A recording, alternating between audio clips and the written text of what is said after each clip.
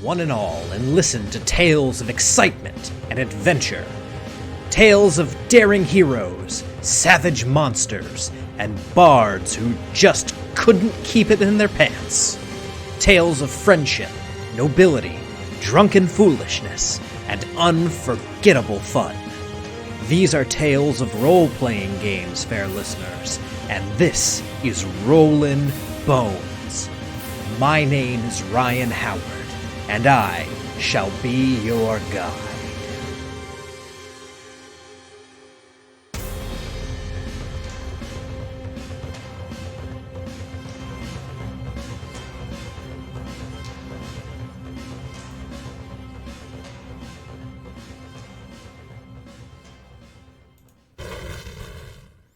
Good morning, everyone, and welcome back to Danishes and Dragons, your RPG morning show. I am Ryan Howard, your host and king of the boneheads, and today we are going to be reviewing an RPG that is now available to Kickstarter backers. Should be available sometime soon to the general public. We talked to the creator, Spencer Campbell, a while ago, but we are, of course, reviewing Slayers. And I'm super excited. This game actually reminds me a lot of Savage Worlds in a lot of different ways, but we'll get to that in just a second. Two things before we do that, of course. One, I just wanted to point out that I am not alone on today's stream. I am, of course, joined by my lovely cat. Let me turn the right way here. Ronan. Everyone say hi to Ronan. Ronan's leaving now. He doesn't like to be on any kind of moving camera. He takes good pictures. He's good about posing. In fact, when I'm taking pictures of my miniatures and I have my my tent set up, so that I have a light box tent that I photograph my miniatures in. When I set that up, a lot of times he'll come in and just climb in that thing and sit down. Yes. As Elfie points out, he loves to be photographed but never recorded. But he'll just sit in there and pose. And he'll pose, and he won't leave until I take his picture. He assumes, just whenever the tent goes up, he's like, oh, it's for me. And yes, I do love taking pictures of my cat. But he also leaves his little hairs all over the black background, which makes it a little bit weird when I'm photographing miniatures. Get a miniature of a wizard casting a spell, and there's cat hair around him. It's a little odd. Doesn't really fit. But hey, if he wants to climb in there, he's not hurting anything. As long as he doesn't start batting at the sides, I'm not going to kick him out. He does have a tendency to bat at the sides of things, namely his litter box. Namely, while I'm working and on calls with customers. That's his favorite time to make noise and remind everyone that he exists and would like your attention. But whenever I'm doing the stream or anything like that, he doesn't want to be on camera. It's weird. I wish I could angle the camera to show you guys his tank. Actually, I can probably do that. Ronan has a tank. There it is. That's Ronan's tank. It's right there next to the litter box. Thankfully, there was nothing in it. Otherwise, this would be a gross stream. Anyway, now that we have the cat talk out of the way, although I can't promise it won't come back, the next thing I want to talk about is, of course, the co-subject of Danishes and Dragons, that being breakfast. I'm actually excited to talk with you guys about breakfast today because I've got a few things to discuss. First and foremost, I want to give a shout out to Press House Coffee. They're not a sponsor, although we can change that. We can definitely change that, guys. But I ordered some Press House Coffee. They sponsor another podcast that I listen to. And I just ordered 2 bags of coffee because I'm always down to try something new in the realm of coffee. And this Tavern Roast is fantastic. It's the greatest thing I have ever ingested, I think. Actually, I can't say that for sure because the peanut butter whiskey Reese's shakes that I make are also pretty good. that's right up there. If I may pat myself on the back and toot my own horn, that might be the greatest thing that I've ever ingested. But this coffee is close. It really is. I'm not sure how they've achieved this, but it tastes like a s'more. And it's not necessarily supposed to taste like a s'more, I don't think. But it's got this good, smoky, rich flavor to it. Elfie's going to hate it, because it's a dark roast and it's smoky. And those two things, it's like holding up a cross to Dracula. The only way to make that worse is if I said there was bacon in it. But I think that's amazing. It does. It does, in fact, taste like a campfire, Elfie. And funny story about this. We were trying to make some pudding the other day. And, we were also cleaning the house at the same time. So the pudding ended up getting a little bit burnt. And Elfie took a bite of it and said, tastes like a campfire. The thing about that, though, is when someone says something tastes like a campfire, that is not a bad thing to me. So if someone goes, it tastes like a campfire, I have to try it. And I did try it. And you know what, Elfie? It was actually a lot better than you gave it credit for. I kind of liked the smokiness. I know you weren't a fan of it, but honestly, I didn't think it was that bad. And so if you're trying to put me off of something, don't say it tastes like a campfire, because then I'll be all over that. Smoky is not a bad word to me. As someone who is an occasional pipe smoker, and someone who, grew up eating barbecue, smoky is, that's a good thing. So, Press House Coffee. They've got some great coffees. This was a made-from-scratch pudding. We do like to, do some made-from-scratch stuff in our house. Most things we make are actually made from scratch. I like to, be involved in the entire process, because that way I know what I'm putting in my body. And today, I essentially put brick and mortar in my body, because I, once again, made biscuits and gravy. So you guys all should be familiar with, biscuits and gravy. I talked about it with the guys from Project Full Blade, John and Joe Page. Shout out to John Page, as always, for doing my theme music. Whenever you guys want to do that recording of that second audio adventure, just let me know. I am down for that whenever. And, we've talked about it extensively on the show. We've talked about me making biscuits. It's something that I love to do.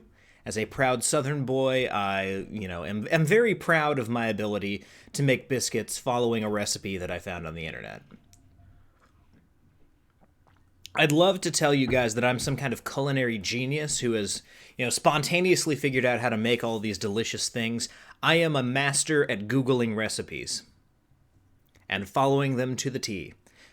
Eventually, I memorize them, but it takes a few times, making the dish to really kind of memorize a recipe. And your mind can only hold so many things. And my mind is taken up with the entire script to Toy Story and That Thing You Do, and most of the lines of dialogue from Star Fox, and a lot of song lyrics. And also, 5th edition rules. So, that was breakfast today, biscuits and gravy. One thing we didn't really talk about all that much was restaurant biscuits and gravy.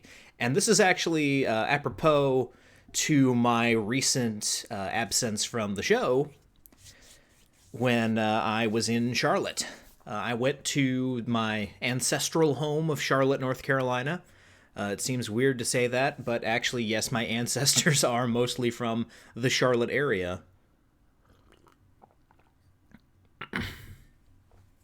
We don't have an estate, at least My direct lineage does not have an estate. I did my I did my lineage recently just to figure out mostly if I'm related to Robert E. Howard. I am. It's pretty cool, but it's also good to dive into your family history, and it turns out pretty much my entire family on my dad's side landed in North Carolina or Virginia. We do have a few ancestors in Virginia, and basically lived here forever. Now, my mom's side is a different story. I'm still trying to track them down. Ancestry has not been very helpful there. But on my dad's side, 100% North Carolina. Nothing could be finer than to be in Carolina in the morning. Now that song is stuck in my head. Anyway, I went to North Carolina to, visit my family and all that. And my older sister was actually able to make the trip as well. And she lives not too terribly far from me in Tennessee, just a couple hours from where my wife and I live. But as you know, I have a great affinity for Bojangles. Bojangles, it's bow time. It's one of my favorite breakfast places. One of my favorite fast food breakfast places. It doesn't hold a candle to some of the sit-down breakfast places, but it's top-notch fast food breakfast. Anyways, my sister and I were talking about Bojangles, and she says that Tennessee Bojangles does not have the right kind of gravy for biscuits and gravy.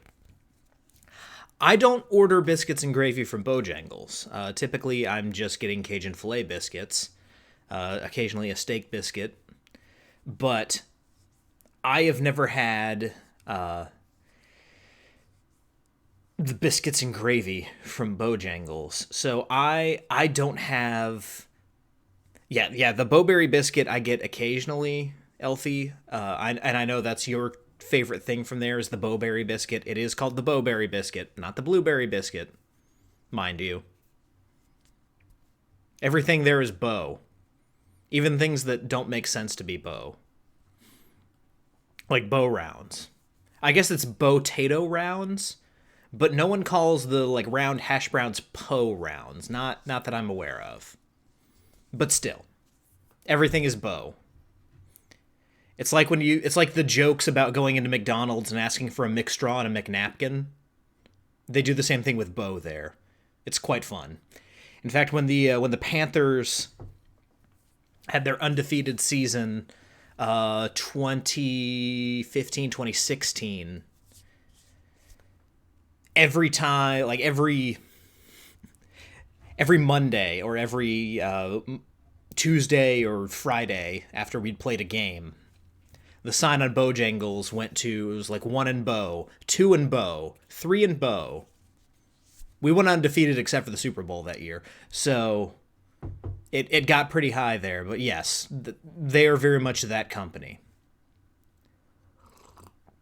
Anyways, my older sister claims that the gravy at Tennessee Bojangles is inferior to the gravy in North Carolina Bojangles. And her suspicions were confirmed by this recent case, because even though I eat Bojangles a lot here in Tennessee, she does not eat it very often because of the discrepancy in gravy. So we got Bojangles in North Carolina, which is kind of like getting KFC in Kentucky. On one hand, you're getting it from the source. This is where it spawned from. But on the other hand, you can get this anywhere. Or at least anywhere in the Southeast.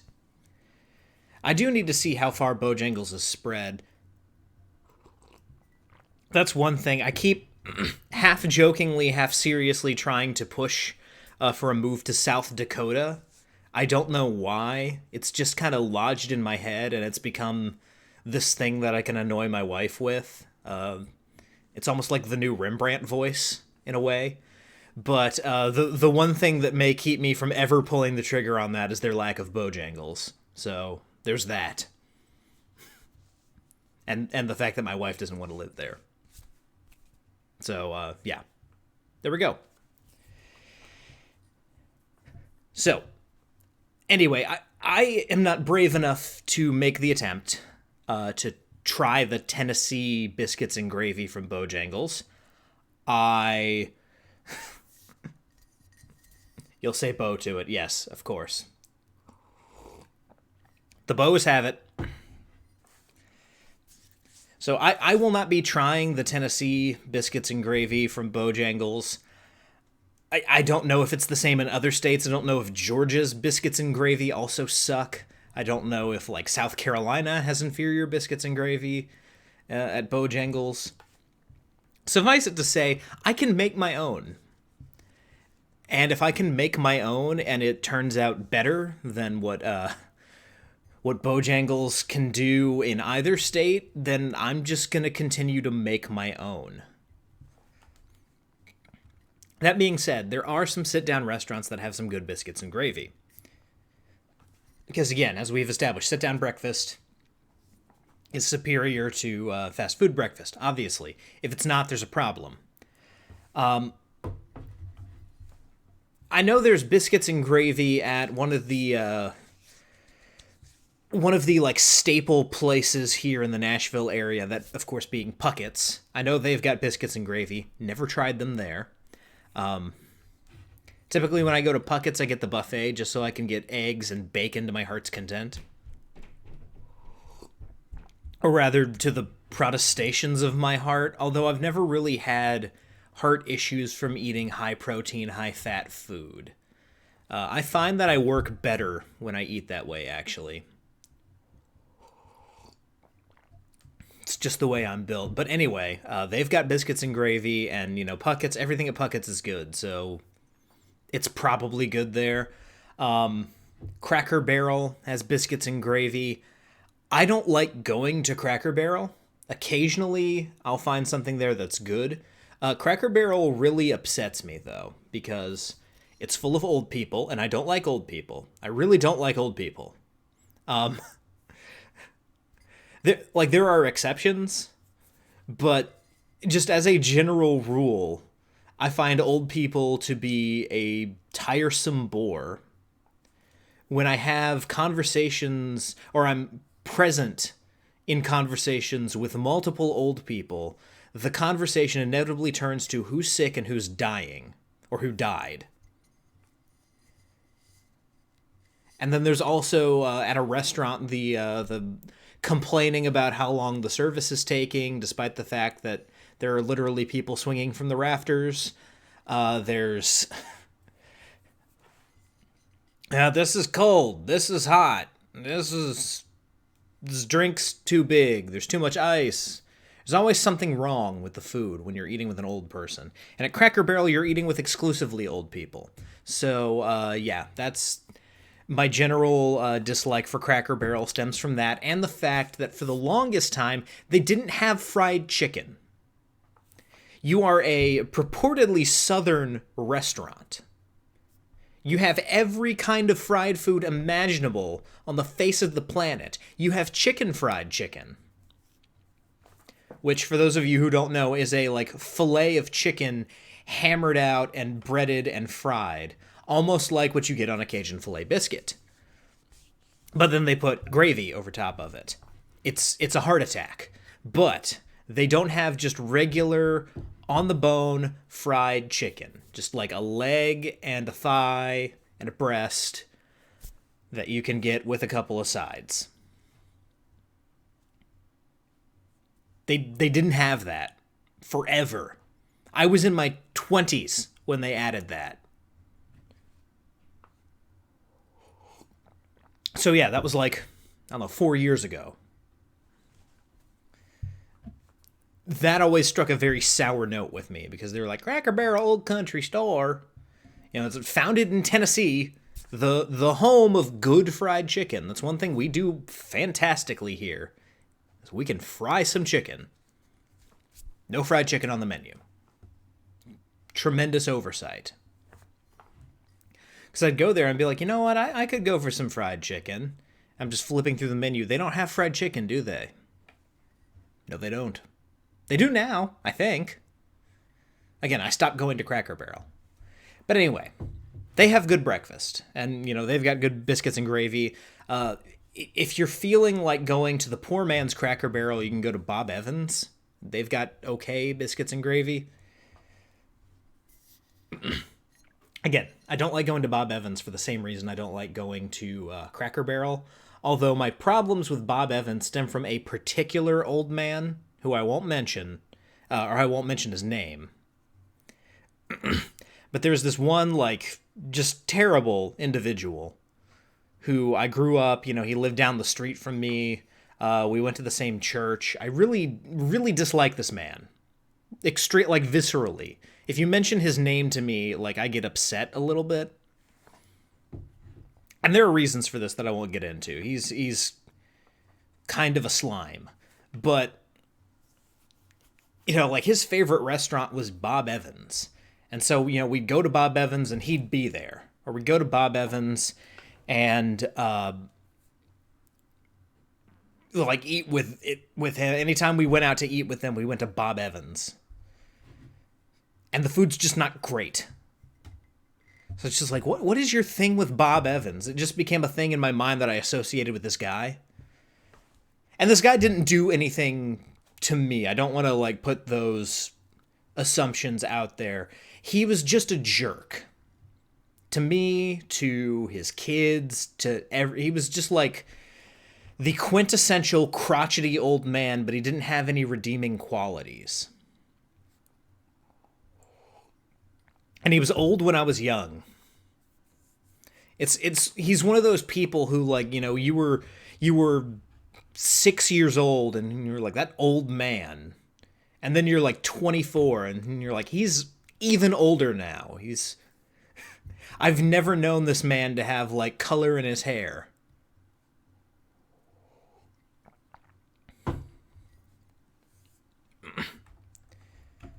So yeah, that's my visceral hatred for Cracker Barrel and Bob Evans put out there. I know a lot of people love Cracker Barrel, and Elfie prefers Bob Evans to Cracker Barrel. I mean, to me, that's like saying you prefer NC State to Duke.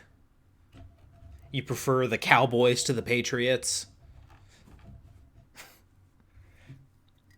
The lesser of two evils, but still not great. Yeah, that kind of thing. And I apologize to any Cowboys fans out there, but the way that your teams have been playing for the last 2 decades, yeah, I'm sorry. So, now that I've upset all Bob Evans and Cracker Barrel fans, and all fans of the Dallas Cowboys, let's talk about Slayers. This is a great game. It doesn't matter what team you root for or what restaurants you like to eat at. So let's go ahead and dive into this. I will go over to my screen share, and we will see some fire here. I love that. I still love it. All right, so Slayers. Slayer. I actually don't know many songs by Slayer. I'm not very well versed in my heavy metal. There are weird pockets of it. I like the genre. I try to get into it. But, yeah, if you were like, name 5 Slayer songs or I'll shoot you, you might have to shoot me. Anyway. Slayers by Spencer Campbell. Gila RPGs is Spencer's company. I will stop scrolling here so you can see some of the art. The art style in this game, I'll actually back out so you can see a little bit more of it. The art style in this game is unique. It's very interesting. It's not the kind of RPG art that I usually go for. I tend to like kind of the Larry Elmore style stuff, or the kind of stuff you see in modern like 5th edition books. That's typically where my tastes lie. I like my oil paintings. I like my stuff that looks like oil paintings, that kind of stuff. I'm a big Frazetta fan. I'm a big fan of like photorealistic stuff. Mike Mayhew is one of my favorite comic book artists.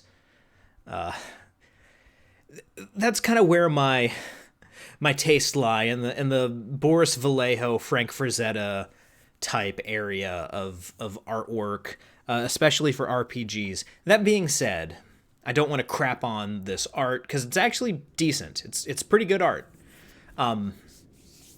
Stylistically, it's not typically what I go for, though, is all I'm trying to say. But it's well executed. I don't see anything here that I object to. It's not like in the Star Trek Adventures RPG where all the ships look great and all the people just look wrong.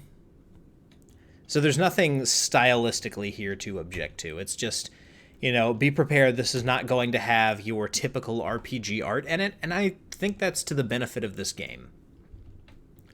So, Slayers. Let's go on down to the credits here. Skip over the table of contents. So, of course, the game design and the writing was done by Spencer Campbell, who's been on the show before, and will be on the show again once he has another game to promote. Because Spencer was great. He actually reached out to me to be on the show, which I thought was cool. It's great when people, come to you with, wanting to talk about their games or wanting you to take a look at the games, that kind of stuff. That's always fun. It makes me feel good. So, of course, the interior art was done by Justin Benford, Phil Stone, and Madeline Ember. So yeah, that's who's responsible for these, the interior art, and the layout was Francita Soto. And I just have to say, the layout in this game is very simple, very clean, and that is to the game's benefit. This is kind of a no-filler, all-killer RPG. You might be able to see this at the top, but this RPG is only about 62 pages long. There's not a lot of fluff in this game. It's not a crunchy game at all. It's very, very quick, very rules light, very easy to teach people. And I imagine that'll be good when you've got people who don't know how to play this game. Maybe you've never played an RPG before. This might end up being actually a good entry point to RPGs for people who maybe don't necessarily want to get into all of the crazy story stuff that you can get into with 5th edition or Pathfinder or other RPGs. Maybe they just want to roll some dice and kill some monsters. That's very much what this game is about. It's very combat focused. There are role-playing elements and investigation elements because you do have to hunt down the monsters. But for the most part, this is a straightforward, roll some dice, do some damage game. So, let's dive in here. You have an explanation of kind of the world of Slayers here. Your players are monster hunters for hire. The colloquial term for that is Slayers. That's where the game title comes from. It takes place in the city, which is not the same the city that the Tick fights crime in. This one is a magical city with all kinds of weirdness going on. Very similar, kind of in style, to what Blades in the Dark has going on, where there's just weirdness going on around the city. Now, Blades in the Dark prevents you from leaving the city. I don't think this game actively prevents you from leaving the city. It might, but the basic idea is that the city is ever growing, ever expanding. If anyone's ever read The Great Divorce by C.S. Lewis, it's kind of like that conception of hell, where the city just kind of grows exponentially. The further you go, you can't actually get out. Only instead of just being a never-ending slog of boredom and everyday drudgery within that city, it's there's monsters entering from otherworldly portals. So, Spencer explains here, the goal of Slayers is to provide a rules-light system for fast action and exciting combat. And the main way that he does this, as he explained on the show and as he explains in this book here, is with the asymmetry of classes. So anyone who's not played a game like Evolve or, I guess to a certain extent, actually no, to a complete extent, Overwatch does stuff like this, and so does Apex Legends. Basically, the idea of asymmetry is that every character plays differently and has different mechanics. MOBAs are like this too. Every character has a different play style. But this is kind of morphed into an RPG element where the basic mechanic of this game is called the Rule of Four. Basically, anything 4 or above, any roll 4 or above is a hit. And anything below a 4 is a miss, typically. But rather than everyone just kind of having the same mechanics, there's a lot of different mechanical flavor. Everyone's still rolling dice and looking for 4+, but what that 4+ means, what it does, what a failure even means, is different for each class. So that's the asymmetry. And here we talked about the setting, which is the cursed urban sprawl of the city. Spreads on forever with no borders, so very much like The Great Divorce, not so much like Blades in the Dark. Only, again, the districts and neighborhoods emerge from the city as if willed into existence, as many of them will be, by you, the Dungeon Master. And, it's a very... he describes it as a cosmopolitan place. I like to think of this as like a crossroads of the universe, almost. Kind of like Chicago in the Dresden Files, where just everything seems to pass through here. You can think of it like Sigil in Planescape. That's another good way to think about it. Just all kinds of weirdness happens in this central hub known as the city. And a lot of this stuff goes bump in the night, and you as the Slayers will need to eradicate it. And that is the core takeaway of the game and the central kind of thrust of what's behind this game. So, you can do this with up to 2, or with as few as 2 people. You do need a GM, but then you can have one Slayer, or you can have, several Slayers. In the book, as it is right now, there's only a few classes. Only 4. I know there's more coming, and there's plenty of tools to kind of make your own classes. But just base book at this point, without having the other material put out just yet, you're looking at 4 classes. So, pretty much all you need to run this. Of course, you need the rule book, you need a GM, and then each player needs to have a D4, a D6, a D8, a D10, and a D12. There are no D20s in this game.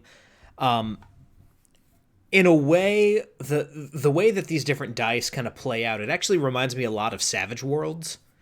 There's a couple things here that remind me of Savage Worlds. And, Spencer and I talked about this, and he said Savage Worlds was a big inspiration as far as the exploding dice go. But it's something that really kind of warms my heart as a devoted lover of Savage Worlds. I like seeing stuff like that make its way into other RPGs because it's a cool idea. So just to explain kind of the gameplay loop here under Cycles of Play, what you'd be looking at every time you play is a hunt. The beginning of the hunt, you are basically hired to kill something within the city in a certain district, and then the hunt starts. You have to investigate to find out, what's going on, how many of these things are there, who's seen what, where do the attacks seem to be coming from, all that stuff. Then you track down the target, you fight it, and then you reflect, advance your character, and prepare for the next job. So I can see these hunts being as simple as, track 'em, find 'em, kill 'em, in the words of John Spartan from Demolition Man, or these can be, complicated, multi-level. How do we find this thing? What's going on with this? Is there more to this than we think there is? Kind of like what you get from a monster hunting quest in The Witcher. Most notably, The Witcher 3, which has kind of the deepest monster hunting quest system of the three games. Which, by the way, some of those side quests are like better than the main quest. The Bloody Baron. I like anything with a Leshen in it. So anyone who plays this game with me, you might fight a Leshen. In fact, two of the RPG groups that I've been playing with most recently have both fought Leshens. I love the Leshens from The Witcher, and basically, if you play a game with me that can in any way involve a forest, you will face off with a Leshen. I guarantee it. So, with that, we've got the rule of four. As I mentioned, for most of the rolls you make, a 4+ is a hit. Anything below a 4 is a miss. That seems to be the case for all of the dice. And then, like in all RPGs, there's combat and non-combat. There is failure with weight, basically failure with consequences, which if you're familiar with any apocalypse games or anything like that, that's kind of a concept that's taken directly from the apocalypse games.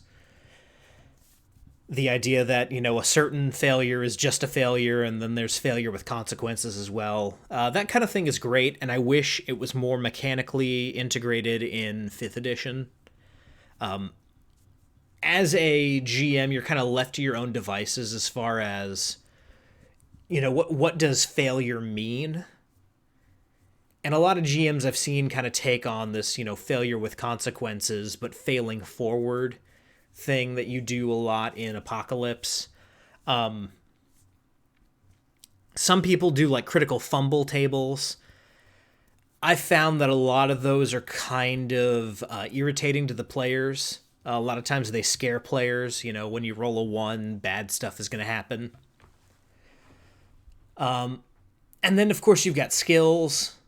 Rather than having a big, long list of skills that only certain people can take, everyone has access to these skills. Instead of putting points in them, you put assigned dice in them, which we'll get into, what dice you start with in a little bit. This is kind of, like Savage Worlds, where you've got different die types for different skills. Only instead of the long, exhaustive, spans multiple book list of potential skills that you can have in Savage Worlds, here you just have these skills that everyone has access to, which are Agile, Brawn, Deceive, Hunt, Mend, Negotiate, Stealth, Streets, Study, and Tactics. And these all have very interesting and different kind of ways that they play out in the game. So we'll talk about combat next. This is actually a very interesting subject for this game. I am going to take a quick break. I'll be right back, and then we will continue on discussing Slayers.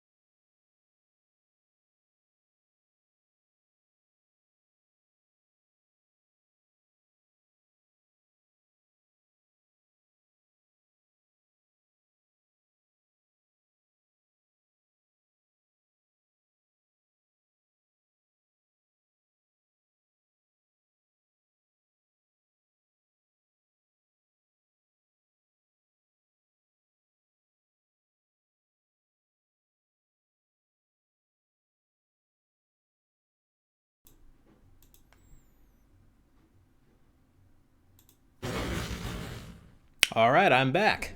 Cool. So, let us jump into the combat side of this particular game, and this is where I think the game actually really shines as far as planning out and understanding combat with a particular focus on theater of the mind. Now, those of you who are like me and like your table setups and like your miniatures, you can use those with this game. You can obviously visualize on the table where everything should be. But for anyone who just doesn't like using tabletop simulators or doesn't like setting up a board or anything like that, basically this gives you kind of mechanics that are not focused on a map but are more focused on mental images, which I feel like is to the game's benefit. So, it says right up here, it's designed for theater of the mind. And the way that really kind of plays out the mechanics that allow you to do theater of the mind is rather than having certain feat be tied to whether or not you can reach something, it's a system of engaged, near, and far. You've got these distances, kind of like in James Bond, the role-playing game, during the chase sequences, where you've got those different distances that you are from a particular pursuant or vehicle that you're pursuing. And your movement in combat allows you to basically push forward one or push back one. So, if you are within melee range, you're engaged. If you are just across the room from something or a few feet away from something, actually more than a few feet, if you're like, I don't know, it seems like about 10 to 15 feet away from something, like from where I'm sitting right now to my living room, if there weren't walls in the way, that would be near. And then far is anything kind of beyond near. And it's on you as the GM to kind of establish the distance that everything is away from your characters and your monsters. So, when combat begins, the way you determine turn orders, everyone has a speed die. That is determined by your class. From there, everyone kind of rolls off, and whoever has the highest goes first, lowest goes last. Slayers will decide amongst themselves if there's a tie who goes first, and then Slayers always beat the monsters in the event of a tie. Spencer takes the time to basically suss out the difference between a round and a turn.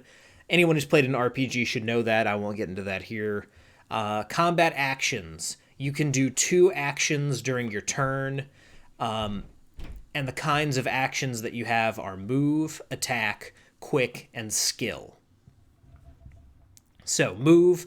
Obviously, you can close the distance or move away. There don't seem to be attacks of opportunity in this game. But it does take 1 action to do any kind of movement. And then attack, obviously you roll your attack action, 4+ is a hit. Quick action, every class has, this is basically a bonus action, but every class has a different quick action that they can take. Oh, hey Spencer. Spencer's in chat, everyone. I did not see that pop up. Cool. Spencer's here to hear me talk crap about his game. I'm just kidding, I love it.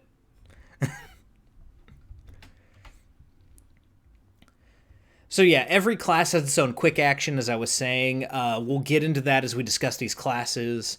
And then skill actions. Not only are skills a thing that you use outside of combat, but you can use them to affect combat in a certain way. For example, you can use a brawn skill to, like, push a monster away or push a monster down. And it's a really cool thing to be able to attack and then use a skill action to like knock a monster over. Because in like 5th edition, if something's prone, you get advantage on it. And it's kind of similar in this game as well. However, in 5th edition, the act of knocking someone prone, unless you've got someone with the Shield Master feat who can use Shield Bash as a bonus action, or you're just willing to burn that action to knock something over, or you have a spell or something like that, the actual act of like a fighter knocking someone over without using their action to do so, or without being a battle master with the trip maneuver, it's very, very hard to justify doing that. At least in the mind of a player. In the mind of a tactician, you'd be like, well, one guy can burn an action so that everyone else can get advantage. But as a player, you're like, no, I want to deal damage to this guy. Very few players have that mindset of, I want to do this thing that will help everyone else, even if it means I don't cause any direct damage to this monster in this round. That's taken off the table in this particular game, though, which I think is good. If you are the... I forget what the character is called. Scroll down here for just a second. If you're the Blade, the Blade can, slash something to pieces, and then at the end of their action, if they don't want to move, they can basically just, use Brawn to push the monster over. Tactics rolls, that's a good thing if you are the tactician, which we'll talk about once we get to classes. You attacking from the shadows with advantage, that kind of stuff. Using a compel action to talk down the monster or, find a non-violent solution. Because, as anyone who's played The Witcher can tell you, not all monsters are attacking because they're pure evil. In fact, most monsters have some other reason behind their rampage than just, I'm hungry and I want to kill. You can always do something like that if your players are just like, I want to kill something with no moral qualms tonight. Maybe they've had a bad day. Then you can throw something like that. But in general, it's always good to put an extra layer of complexity on those villains to see if maybe there is a non-violent solution. I know that sounds a little bit weird in a game called Slayers, but still, it's mechanically there, and as far as even just like keeping players from being bored, adding that extra dimension of there's something to do in this game other than gack the monster will make for a more interesting experience that it'll encourage your players to keep coming back to this game. Otherwise, it'll just be the time waster game of not everyone's here. Let's play Slayers. You can make a character real quick and just kill some monsters. And I like, Spencer, that you put this in the game. That there's, again, that extra layer where you can do things like this to talk the monster down or something like that. It's not just kill. So, moving on from that, we have advantage and disadvantage. These don't stack, same as 5th edition. And similar to 5th edition, it's roll 2 and take the highest, or roll 2 and take the lowest. So, excuse me. You have advantage when you are ambushing something, or target is distracted, or you're using the brawl skill to knock them down. And then you have disadvantage when you are being ambushed, when you're immobilized, slowed, or distracted, or when you are attacking from a great distance, which comes in handy when you've got a gunslinger. Yep. Yeah, it's always great to have, the playtesters who maybe have experienced that kind of other media, or, want to kind of take a skewed angle at things, it's always good to have someone Austin your game when you're designing it. And I use that term with a lot of love, because Austin will always come at things with a truly unique mindset. If I ever design an RPG, I am going to run it by him first. just to see like what kind of things can be broken, what can be circumvented, what do I need to plan for, all that kind of stuff. So again, yeah, having someone do that in these playtesting sessions or in the sessions that you're running, it's cool to see that play out and to see people kind of take different angles at the game. So, damage, healing, and death. Pretty much all attacks are going to deal damage here, depending on how many hits. An effect or ability will give characters plus or minus damage. That applies to damage per hit. And every class has HP. You have a starting number of HP based on the class that you pick. You get that HP back after resting a full day. And you can be healed using spells or gear. There's negotiation in this game. There's not really a currency system. It's more about negotiation and skill checks than about having coin. But you can negotiate for healing services if you're pretty banged up, and you, kind of like in the movie Dread, you make your way into a hospital that you kind of take over, and you're able to intimidate someone or just negotiate for, hey, we're really beat up. Can you help us here? And then if you drop, let's see, yeah. When you drop to 0, you are approaching death, and you'll die if you're not tended to. If a monster hits 0, they're dead or defeated, depending on what your players do. A lot of times, dead or defeated comes down to roleplay, depending on what's going on. I let it come down to that in 5th edition when I'm running games.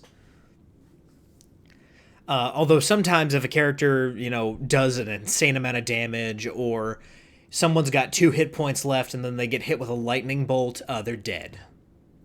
That's the way I typically run it.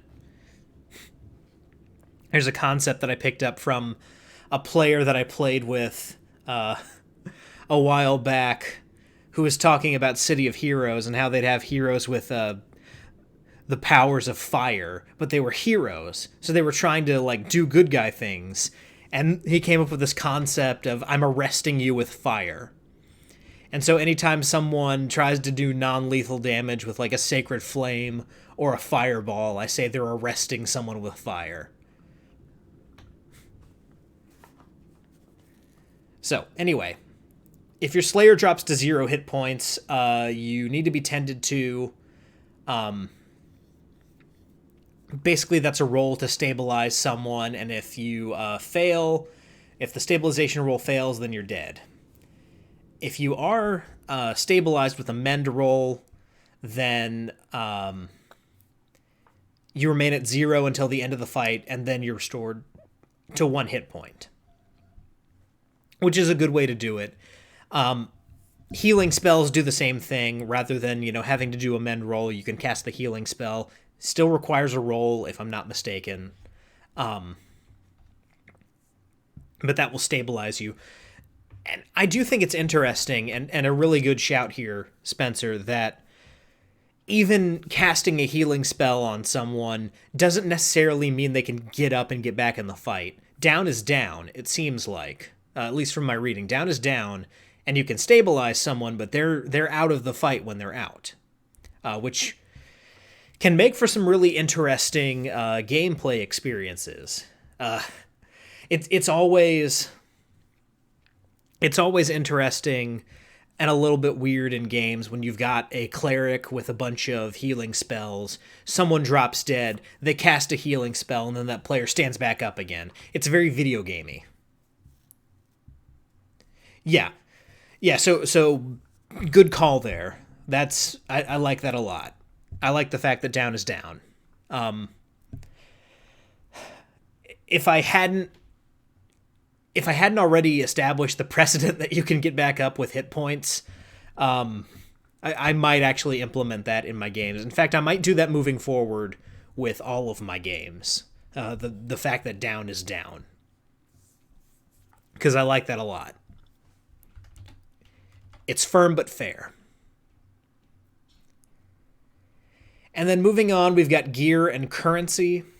Like I already said, there's not a coin system in this game. It's implied that you're paid for your services, but keeping track of coin isn't necessarily something that you need to do. Your weapons are pretty much always with you. In fact, you're bound to your weapons. You only get a new one like if you lose a weapon. So you're not looking for like a +1 sword or anything like that. Basically, you have these weapons that your character has by nature of them being a slayer. So it's not, you don't have to worry about upkeep or anything like that. The things that you can barter for or shop for are, healing equipment, climbing gear, new spells from local mages, protective clothing, food, monster bait, or services from local craftspeople or thieves guilds or healers or anything like that. And the way that you do that is you roll a streets roll. So yeah, there's no coin. Basically, it's just, do you succeed on the streets roll?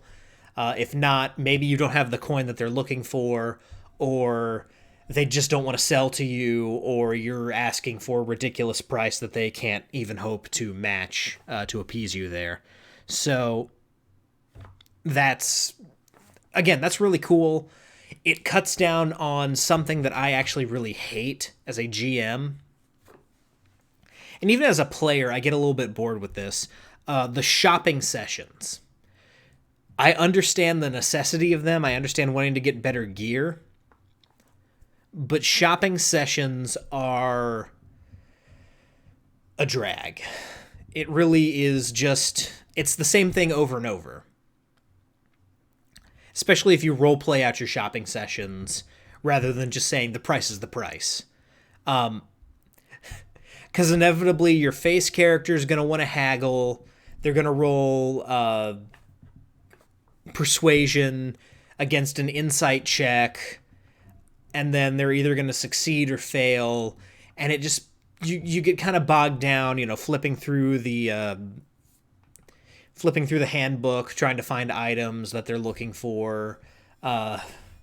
Sometimes players will set shops on fire because they can't get super powerful magic items at 4th level for the amount of gold that they're carrying around. I like that that's just kind of off the table. I like that. It doesn't make sense for every single RPG, but I like the fact that this gives me a reprieve from shopping sessions. Thank you. All right, cool. Character creation.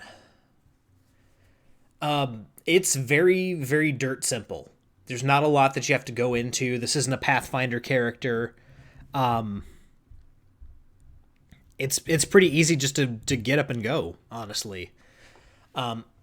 So you choose your class. You select one skill that you have a D10 in, 2 skills with a D8, and then everything else gets a D6. You get 2 basic advances, which we'll get into advances here in just a second.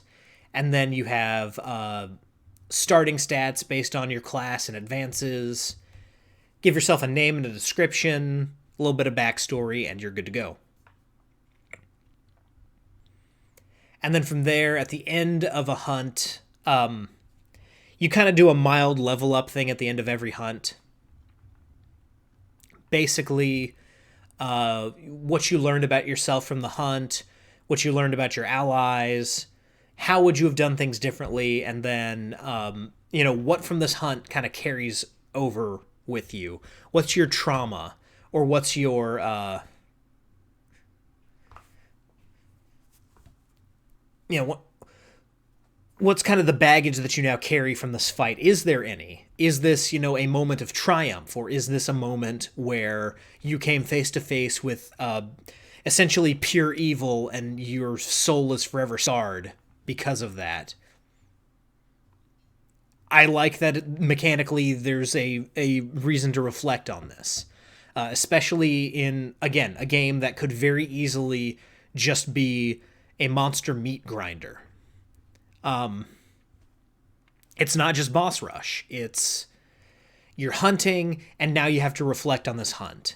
And it gives GMs a way to actually craft a story through this. If you wanted to run a campaign, a Slayer's campaign, you could, have these threads of, well, you came face to face with the Skinwalker to steal from the Dresden Files. This thing, scarred your soul, and now you're dealing with these nightmares from it. That kind of stuff is interesting.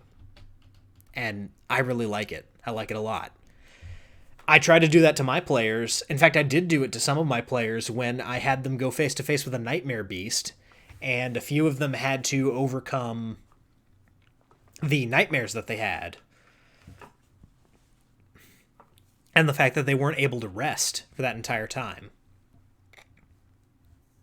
So, once you complete a hunt, you can roll a d4 to increase your total hit points. And then you increase one skill from a d6 to a d8. Once all of your skills are at least at a d8, you can increase one to a d10.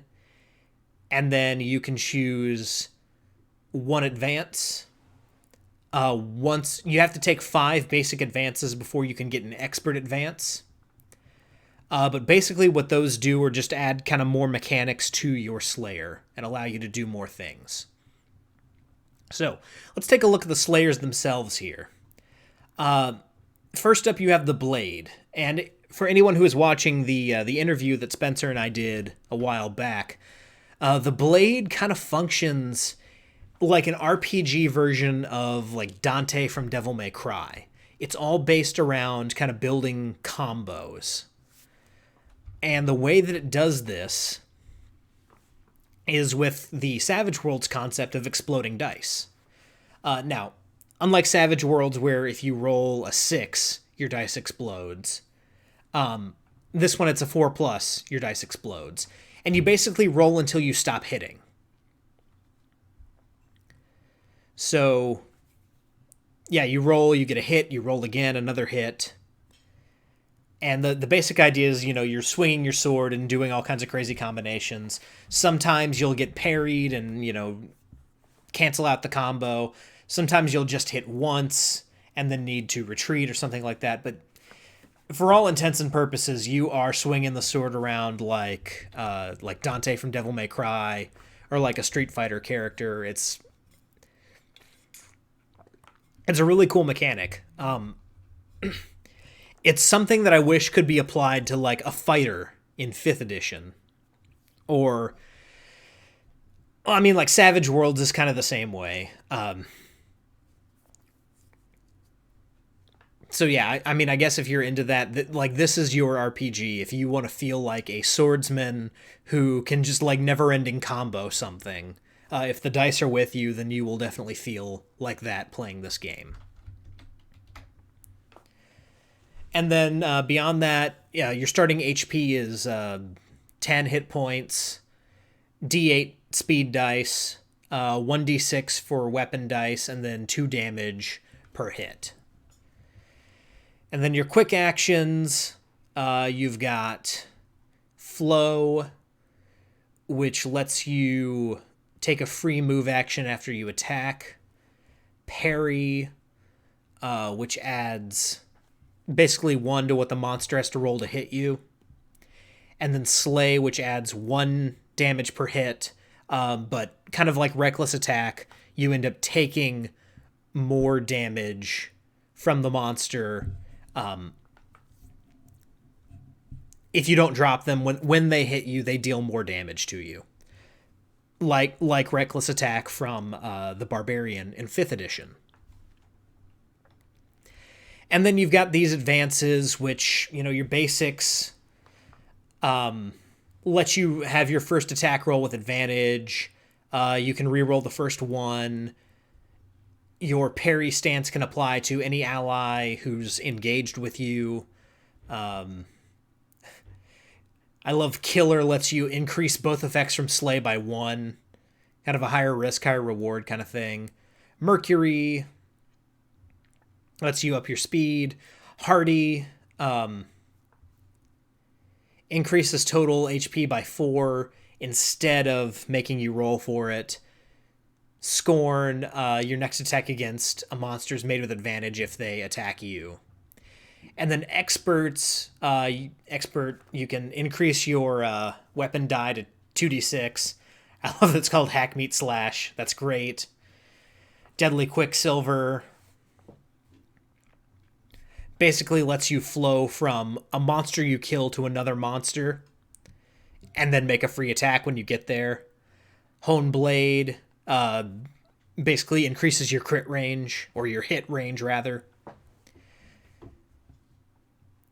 Finish them. All of your attacks are at advantage when they're at half HP. And then Efficient Slayer hits from attacks with advantage deal +1 damage. All of that's cool. I love it. The Blade may end up being my main class if I get to play. If I can convince myself to not play the Gunslinger. Because again, both of these sound really cool. We'll get to the Gunslinger in just a second. But yeah, those Blade features are awesome. Really a great job here making a fighter that feels like you're doing more than just swinging a sword at someone.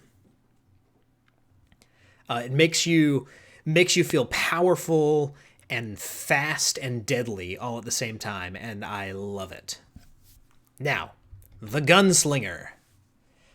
The setting of this game is largely kind of like almost Edwardian. Most people have like single-shot flintlock pistols and rifles.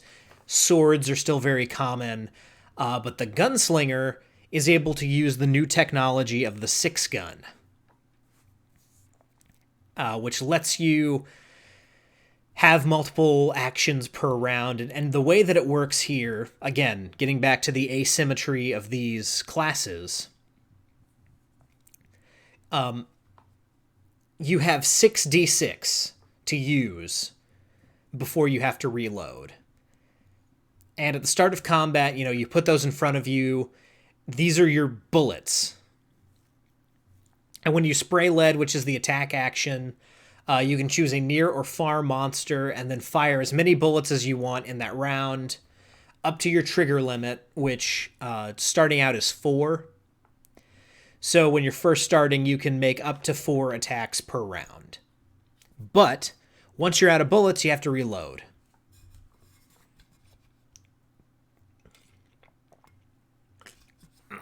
And every bullet that hits deals 1 damage. And so your quick action here is reload. That's what you do here. You shoot and you reload. Now your advances let you increase the trigger limit. You can take this up to 2 times, so you can fire all 6 rounds in a single round if you want.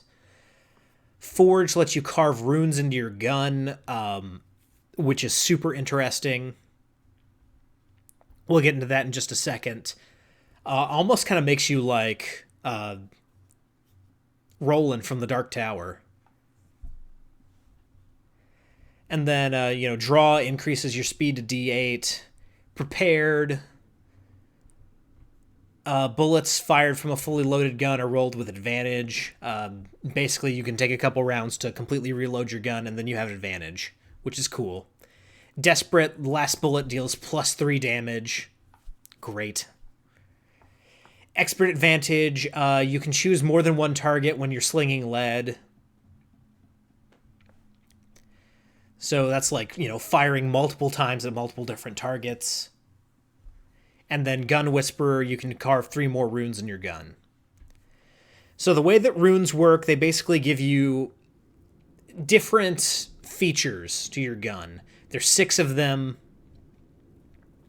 If you end up taking Forge 3 times, then Gun Whisperer 3 times, you can have all 6 of your chambers runed.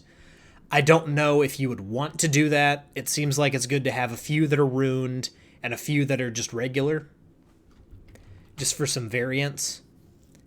But what that lets you do is basically you put a rune on each chamber, and the bullet in that chamber does a unique thing.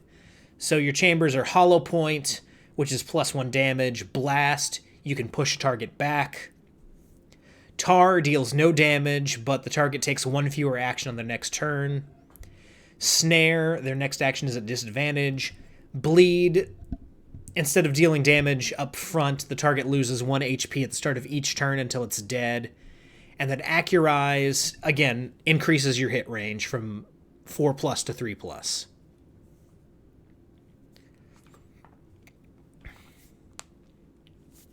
Now, from there we go to the Arcanist. Oh, I should mention, your starting stats here, HP is 8, speed is D6, trigger limit's 4, damage is 1. Now, the Arcanist. This one is super interesting because you're not just a spellcaster. Basically, your spells have a cost to them.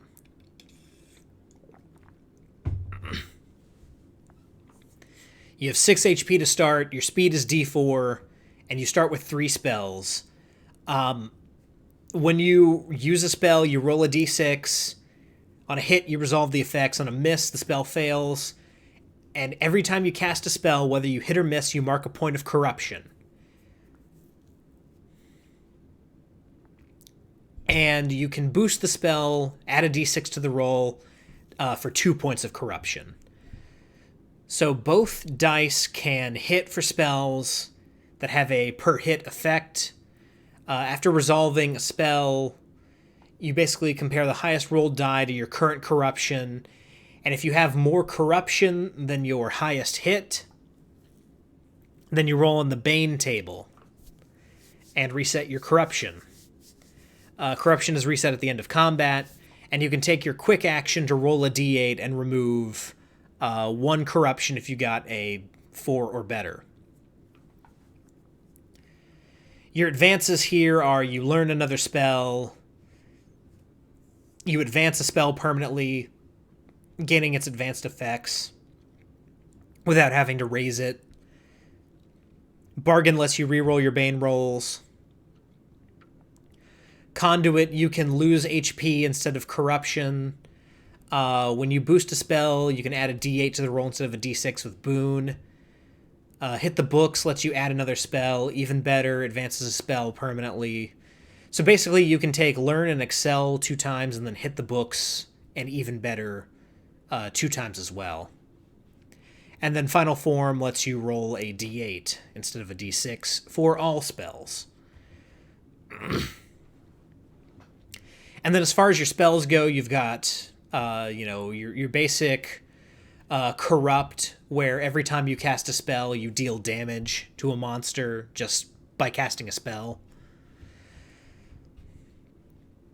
Energy Bolt, Erupt, Fear Cloud, Hex. Some of these are, buff and debuff. You have a Mend spell, which heals. Siphon, which lets you, pull HP from your target.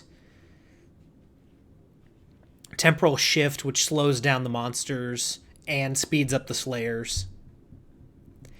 And that's pretty much it. Now, the Bane table, we will get to in a little bit. It comes a little bit after this. It's actually not here right now. We'll talk about the Tactician first. Oh yeah, the Bane table's on the character sheet. So basically there's a character sheet that goes along with this as well. I can pull that up at the end just to show you guys. But yeah, that's where the Bane table is, according to Spencer. Thank you for that. Now we have the Tactician. The tactician is an interesting hybrid character in a way. Your main goal with the tactician is to issue orders and get people to do things, and buff and debuff them as you go. But you can also make actual attacks yourself, either with a gun or with a sword or a knife. Your starting HP is 7, your speed is a D8, and you have a number of D6s that you can roll equal to your tactics skill. So basically, you want to put all of your highest skill points into tactics, and then you have this pool of dice that you can have. Some of them, you don't just want to keep the high dice, you want to keep low dice as well, because what you can do with the strategy pool is you can add good dice to your friends and add bad dice to your opponents. It's kind of like the luck feat, or like the divination wizard, where you roll 2 and then you have those to like give to someone later.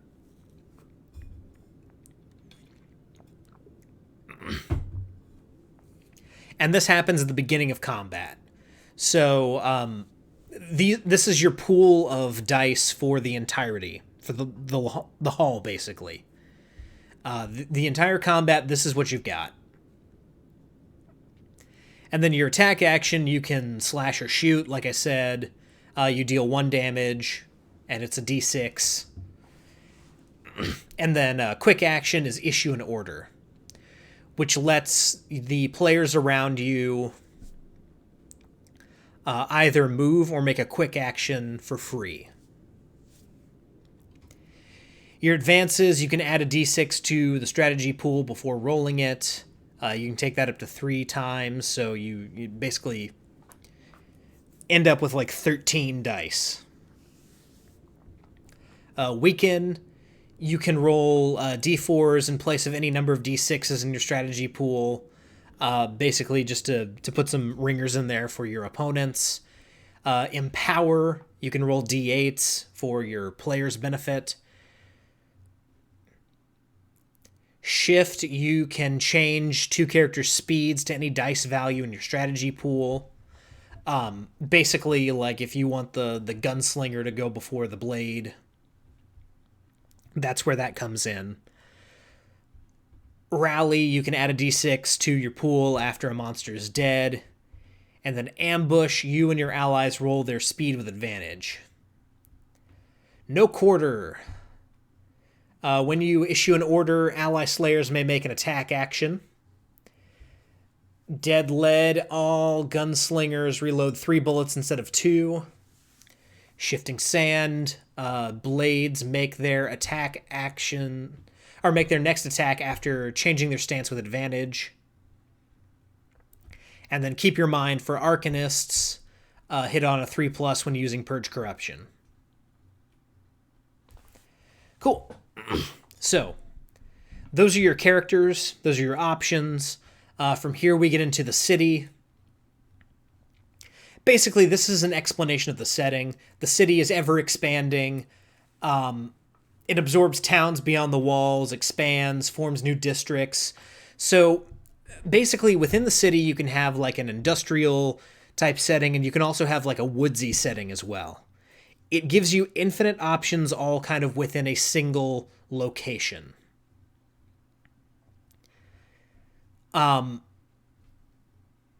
It's not a cursed place. It just seems to, have been like this from from the dawn of time. And it's basically an infinite generator of parallel universes in and of itself. It's a really kind of a cool, unlimited, infinite setting. And as I already said, you're in kind of like this Edwardian, Victorian type setting where, you're at the Industrial Revolution, essentially. You have guns, flintlocks mostly. The gunslingers have revolvers. the mystery of how you got your revolvers is something I would leave up to the players. The book says they won't tell you where they got it, which is interesting. It does seem like it's kind of a supernatural thing, definitely like a gift from beyond time. And then within the city, you've got these different factions.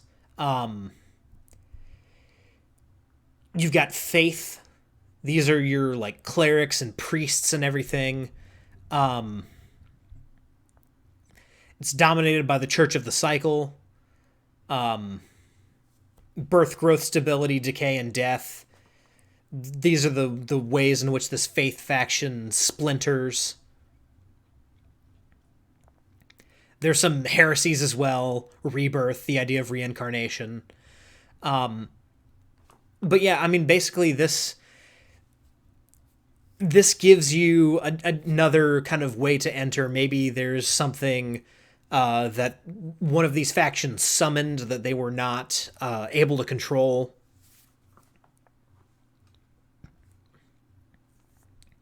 Maybe there's some kind of this is some kind of devil in someone's religion that they can't overcome or something like that. Again, these are all different ways to hook in the players. Travel and news, you've got the Wanderers. They're basically, kind of mapping out the city, establishing taverns. Basically, they are like the people who know the city better than everyone. And they are all over the place. You can find them almost anywhere. And they kind of are the chain of news across the city. And they help you kind of, move around and they build infrastructure that helps you move. They operate a ferry system. They have an elevator system in the Witch Woods.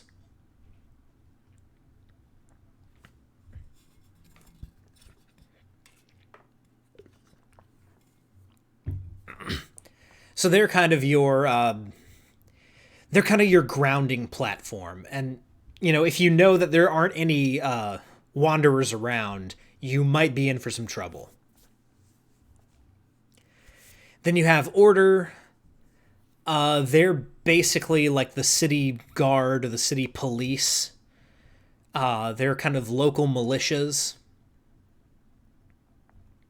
Local militias are your typical kind of law and order apparatus. But the Order is kind of the they run the Inquisitors, and they're basically like organized witch hunters. They're like what you're doing, but more militarized, essentially. And so a lot of times you'll be kind of working with them or maybe even against them, depending on how the adventure is set up. And there's no real centralized government in the city because, again, it's ever-growing, ever-expanding. Basically, each district is kind of its own city-state, as it were. And then there's kind of a thing about how to create your own districts within the city. Description, key location, rumors. You can create your own factions as well. And then, maps. So, this is where, you would, build out a map or something like that. It goes through how to do that. Slayer's Row is kind of your Vulgar Unicorn, your Mos Eisley Cantina. This is where the Slayers hang out. There's Slay a While, which is kind of your tavern. Flesh Market, where you can sell off monster parts. Blade Academy, it's where you train. Blythe's Boutique is it's a shop with ever-changing wares, which is cool. Instead of using coin, the owner, Blythe, will trade favors.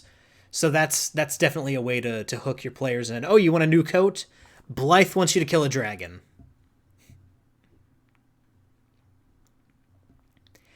And then, there's different examples of rumors where, like people dying in Slayer's Row, which is unusual.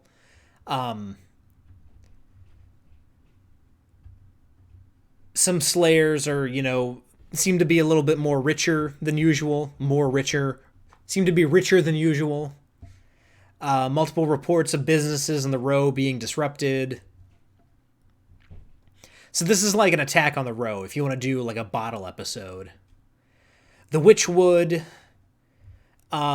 This is like your forest in the middle of the city. It's kind of like Kashyyyk in the middle of an urban sprawl, almost. But there are, like, homes and a nightclub called, let's see, what's that called? Oh, Starry Night. Yep. It's a witch club. And then you've got some rumors there. The Librarium, Labyrinthine Streets connect ancient libraries. So this is like your academic district. And, you've got some NPCs and some factions here as well. Rumors. The Underground. This is your, like, bad part of town, wrong side of the tracks, red light district. Could be an interesting place. You got some locations and NPCs here, rumors as well. You've got a place called the Zoo, which tries to tame monsters. And you've got the Chromatic Bazaar, kind of like a magical market.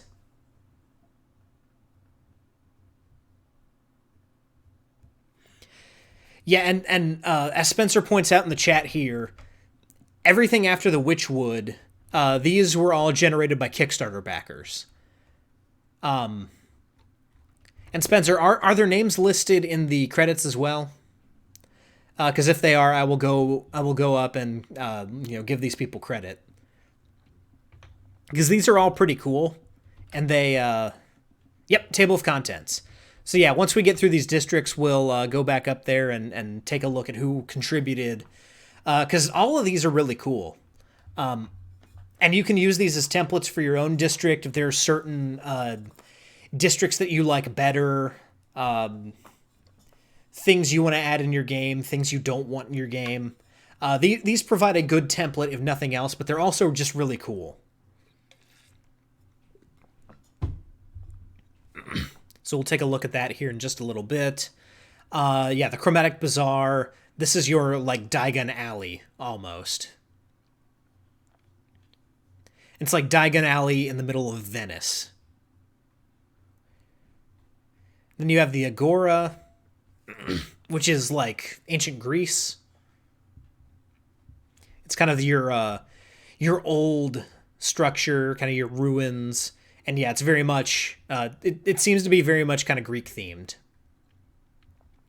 Then you have the wharf, because no city is complete without the docks. It reminds me of the Daredevil map, where it's just a map of Manhattan with different places all listed as Hell's Kitchen, and everything on the water listed as the docks. So yes, you have to have the docks, where seedy things come in on ships and stuff like that. Where those ships come from, that could be a good hook for a game. These mysterious ships come in, and they're dropping off monsters in crates. You have a hunt.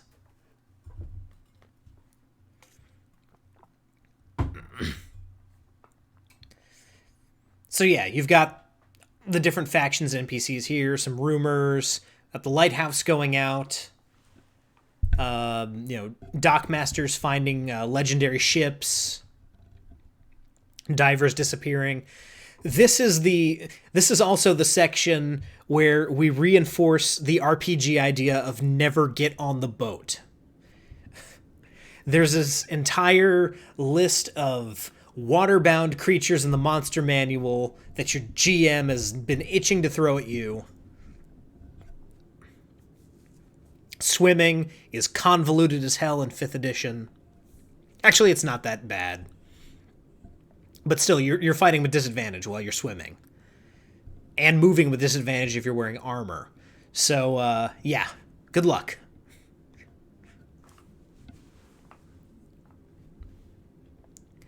And then here we've got the GM section. I will go back up to the table of contents to give credit to the designers of these particular factions. So S.L. Smith for the Librarium, Jessica Delgado for the Underground, Victor Diaz for the Chromatic Bazaar, Raish for the Agora, and then Calvin Johns for the Wharf. Calvin, you are a true sadist, because it's always good to give your players the chance to get on the boat, or force your players into getting on the boat. Now we'll go back down to the GM section. And again, this just kind of explains the concepts again on the GM side of things. There's no combat balancing in Slayers, as Spencer writes here. Basically, a fair fight is whatever your players can take. Sometimes there might be multiple stages to fighting a monster. Or sometimes you're just not going to be able to kill the monster. This is, something that's cool. I like that. As you get more powerful, you level up, you can take on bigger and bigger beasts. But I like the idea of just basically, you don't need to worry about CR or anything like that. If your players can't directly kill a monster, they need to find another way. That's cool. I like it.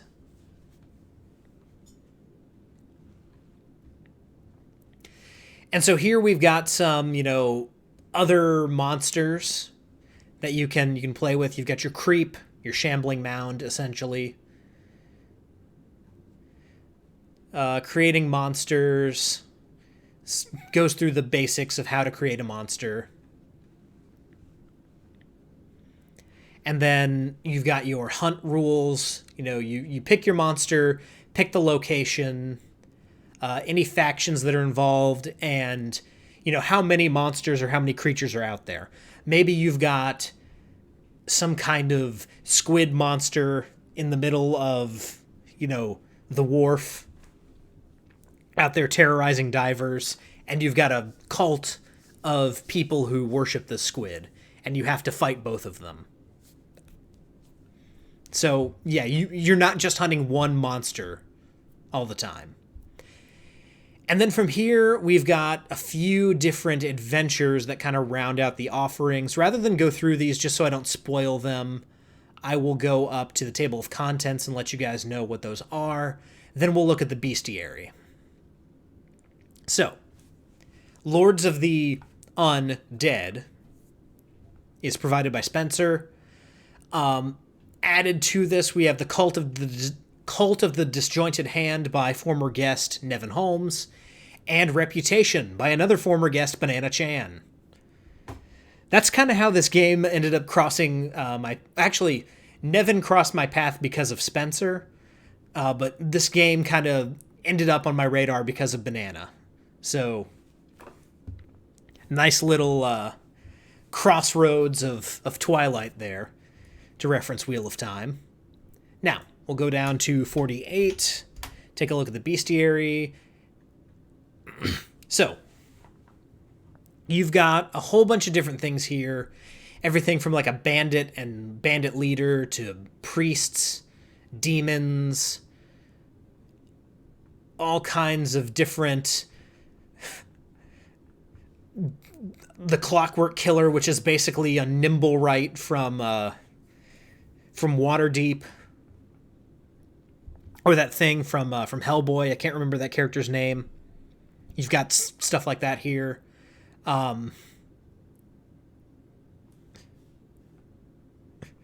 Doctor, in quotes, sounds like a vampire. Doom Prophet, Dryad, Gargoyle, Ghost.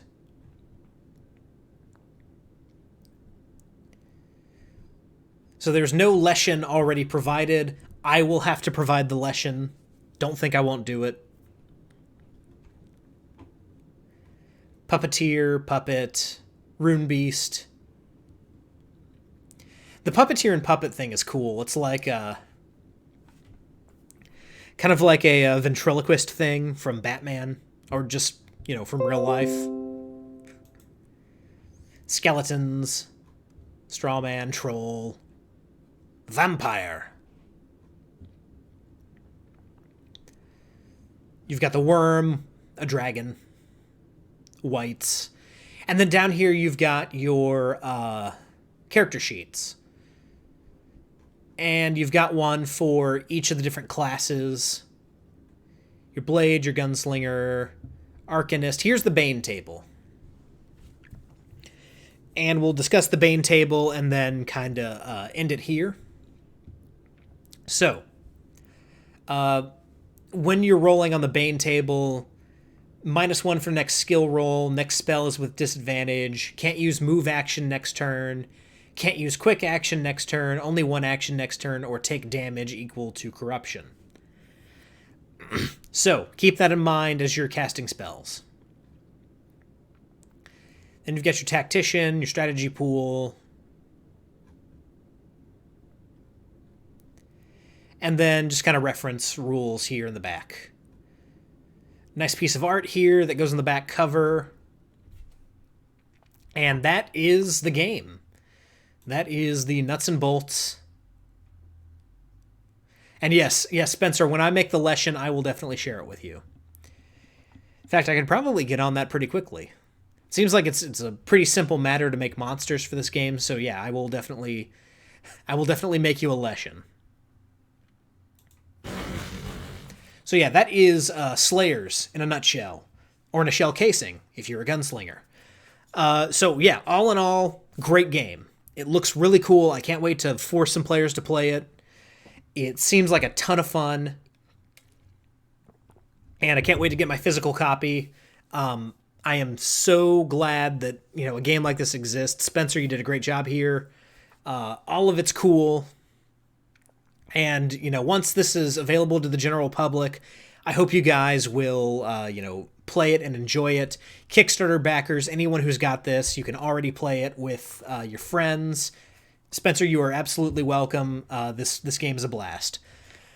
So, guys, that is going to do it for today's episode of Danishes and Dragons. Next week, we are back to our regularly scheduled programming, and we are going to be talking to a member of the staff of Nord Games. They have recently launched a Kickstarter campaign for the Ultimate Bestiary miniatures. For anyone who's unfamiliar with Nord Games, they make basically 5th edition compatible bestiaries that expand on the types of monsters you can have within a certain group. So rather than just having your bog standard orcs, hobgoblins, goblins, that kind of stuff, they have different roles within the, ranks of orcs and goblins that do different things and have different explanations. Well, now they're making miniatures for it, which I'm excited for, because even though I don't have those books, I like having varied miniatures that I can use. So we'll be talking both about kind of the ideas behind these ultimate bestiaries that they put out, what their use is, what their mechanics are, what they add to the game, and then also we'll be talking miniatures for those of you who, like me, love your minis and love to paint. So that will be next week. We'll probably be reviewing another game this time next week on Danishes and Dragons. Either that, or I'll be making another character. I'll let you guys know. I think we might be reviewing Deadlands, though, because that's now available in its final form on PDF to all backers. So we'll probably be looking at Deadlands the Weird West, but if I decide I'd rather make a character, I'll make a character. So until then, guys, whether you rolled a 1 or a 20, I'm so glad that you rolled your bones and had your breakfast with me, Ryan Howard, and I'll see you next time.